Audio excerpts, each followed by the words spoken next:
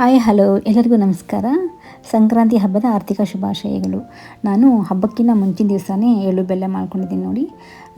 ಕೊಬ್ಬರಿ ಎಲ್ಲ ಕಟ್ ಮಾಡ್ಕೊಂಡಿದ್ದೀನಿ, ಬೆಲ್ಲ ಎಲ್ಲ ಕಟ್ ಮಾಡಿಕೊಂಡು ಒಂದು ಬೌಲ್ ಇಷ್ಟು ನಾನು ಅಳತೆ ತಗೊಂಡಿದ್ದೀನಿ.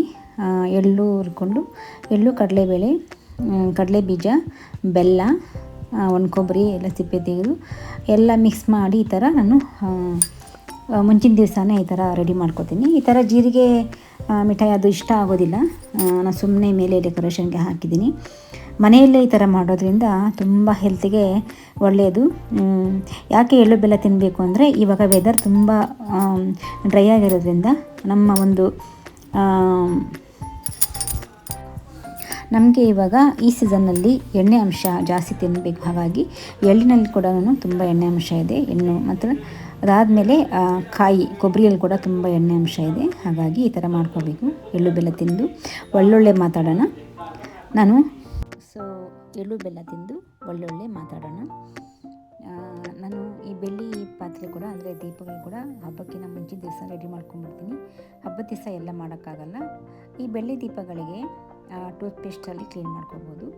ಇನ್ನು ಸಂಕ್ರಾಂತಿ ಹಬ್ಬ ಅಂತ ಹೇಳಿದ್ರೇ ನಮಗೆ ನೆನಪಾಗೋದು ಅವರೇ ಬೇಳೆ.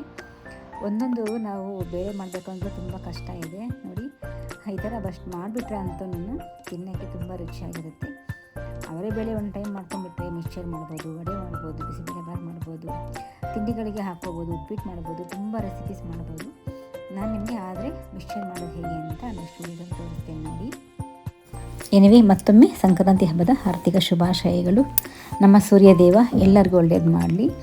ನೀವು ಯಾರೆಲ್ಲ ಹಬ್ಬ ಹೇಗೆ ಆಚರಣೆ ಮಾಡಿದ್ದೀರಾ ಅಂತ ಕಮೆಂಟ್ ಮಾಡೋದನ್ನು ಮರಿಬೇಡಿ. ನಾವೆಲ್ಲ ಹಬ್ಬಕ್ಕೆ ಏನೇನು ತಯಾರಿ ಮಾಡ್ಕೊಂಡಿದ್ದೀನಿ ಅಂತ ತೋರಿಸ್ತೀನಿ ನೋಡಿ ಕೊನೆಯವರೆಗೂ. ಇನ್ನು ದೋಸೆ ಮಾಡಲೇಬೇಕಾವತ್ತು. ಇದಕ್ಕಿಂತ ಬೇಳೆ ಸಾರು ಮಾಡಿದ್ದೆ. ಇದಕ್ಕಿಂತ ಬೇಳೆ ಸಾರಂತೂ ತುಂಬ ಚೆನ್ನಾಗಿ ಬಂದಿತ್ತು ನೋಡಿ, ತುಂಬ ರುಚಿಯಾಗಿ ಬಂದಿತ್ತು. ಇನ್ನು ತುಪ್ಪ ಹಾಕ್ಕೊಂಡು ತಿಂದರೆ ಅಂತೂ ತುಂಬ ಟೇಸ್ಟ್ ಚೆನ್ನಾಗಿರುತ್ತೆ. ಇನ್ನು ಪೂಜೆ ಈ ಥರ ಮಾಡಿದ್ದೀನಿ.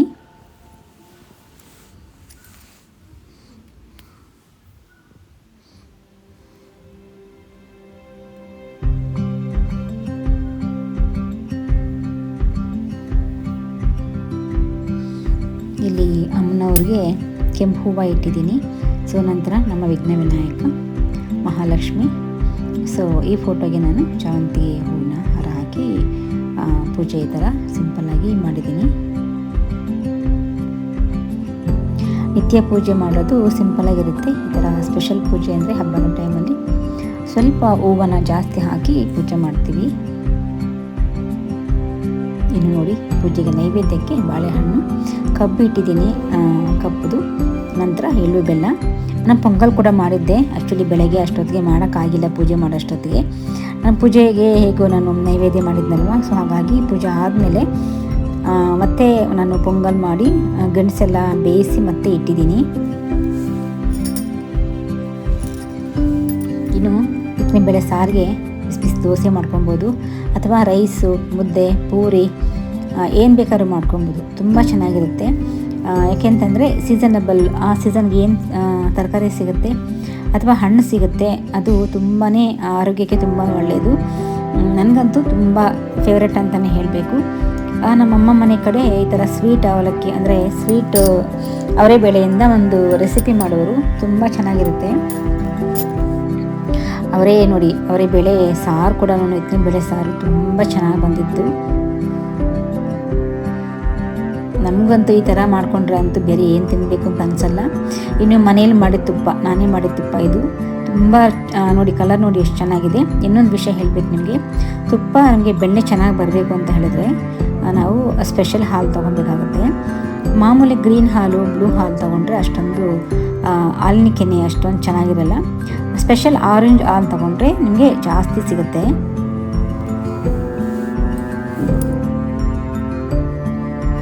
ಹಬ್ಬದ ದಿವಸ ವಿಡಿಯೋ ಮಾಡೋಕ್ಕೆ ಕೂಡ ತುಂಬ ಕಷ್ಟ ಆಗುತ್ತೆ. ಏಕೆಂದರೆ ಅಡುಗೆ ಯಾವತ್ತೇ ಮಾಡಬೇಕು, ಪೂಜೆ, ಆಮೇಲೆ ಕ್ಲೀನಿಂಗ್ ಎಲ್ಲ ಇರುತ್ತೆ ತುಂಬಾ. ನಮ್ಮನೆಗೆ ಮೇಡ್ ಬಂದು ಹೆಲ್ಪ್ ಮಾಡಿದ್ರು ಕೂಡ ನಮ್ಮದು ತುಂಬಾ ಕೆಲಸ ಇರುತ್ತೆ. ಹಾಗಾಗಿ ಎಷ್ಟಾಗುತ್ತೋ ಅಷ್ಟು ನಾನು ಕ್ಲಿಪ್ಸ್ನ ಆ್ಯಡ್ ಮಾಡಿದ್ದೀನಿ.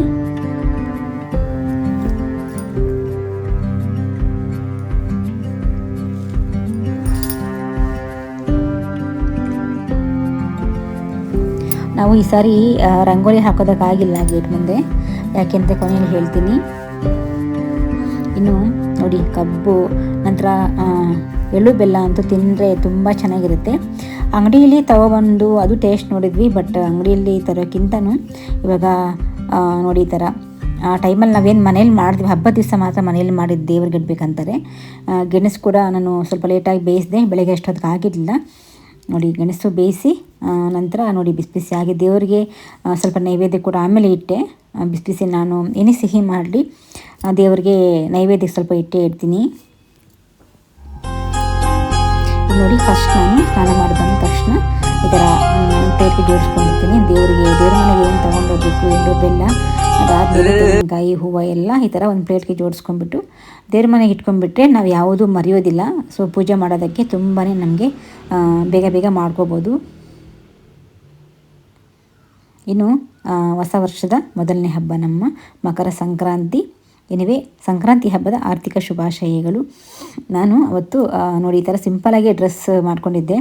ಸ್ಯಾರಿ ಉಟ್ಕೊಳ್ಳೋಣ ಅಂತ ಅಂದ್ಕೋತೀನಿ, ಬಟ್ ಹಬ್ಬದ ದಿವಸ ತುಂಬಾ ಕೆಲಸ ಜಾಸ್ತಿ, ಹಾಗಾಗಿ ಡ್ರೆಸ್ಸೇ ಹಾಕ್ಕೊಂಡು ನಾನು ಪೂಜೆ ಮಾಡೋದು.